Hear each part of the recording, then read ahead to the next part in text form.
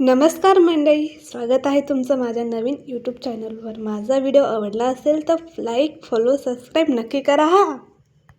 तर चला मी तुम्हाला एका नवीन ठिकाणी घेऊन जाते, जिथे गेल्यावर मनाला शांती आणि मन अगदी प्रसन्नमय होऊन जाईल। जिथे गेल्यावर मनातले सगळे दुःख विसरून जाईल, मन अगदी भक्तिमय होऊन जाईल। हे ठिकाण आहे तुमच्या सर्वांच्याच परिचित असलेलं श्री संत ज्ञानेश्वर महाराज संजीवन समाधी मंदिर।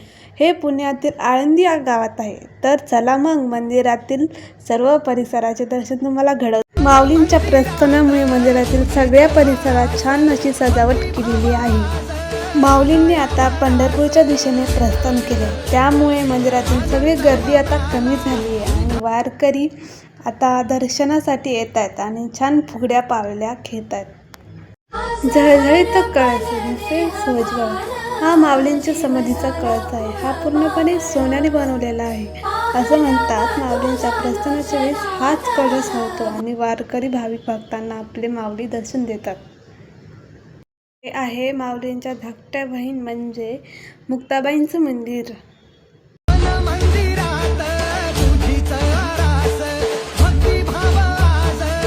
मंदिराच्या परिसरामध्ये प्राचीन श्री सिद्धेश्वराचं मंदिर आहे। याच पवित्र अवघरात ज्ञानेश्वर महाराजांनी सन 1296 मध्ये संजीवन समाधी घेतली।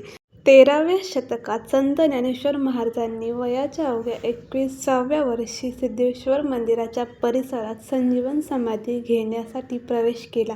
हे मंदिर खूप प्राचीन आणि जुने आहे। मंदिराच्या परिसरात मनाला अगदी शांती, मन अगदी प्रसन्न आणि शांत होऊन जातं। मंदिरात वारकरी भाविक भक्तांना प्रसादाचीही सोय केलेली आहे।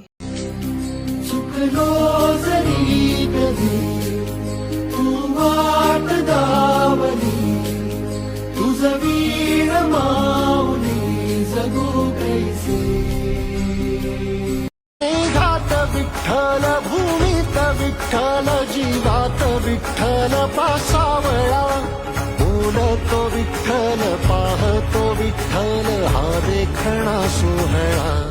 माऊलींच्या आणि संजीवन समाधीच्या परिसरात एक पवित्र अजान वृक्ष आहे, जे संत ज्ञानेश्वर महाराजांच्या काळापासून असल्याची श्रद्धा येथील लोकांची आहे। अजान वृक्षाच्या खाली वारकरी ज्ञानेश्वरी पारायण करण्यासाठी बसतात।